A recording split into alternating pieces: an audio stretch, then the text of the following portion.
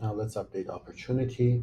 Similar way that we edited the layout for lead, we're going to edit the default layout for opportunity. We're going to add a new section,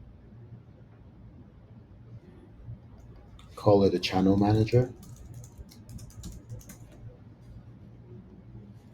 add the field partner account, partner contact, exclusivity, as well as invisible in partner portal. We also have a related list here to add, and that's the exclusivity related list.